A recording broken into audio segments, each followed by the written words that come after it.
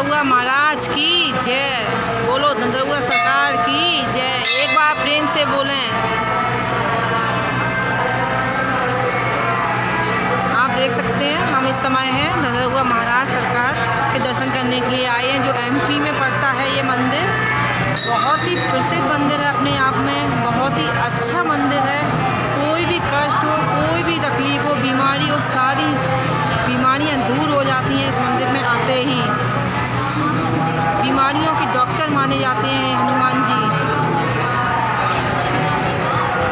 काफ़ी मात्रा में भीड़ है। हम इटावा से आए हैं यहाँ पे दर्शन करने के लिए दंदरुआ सरकार के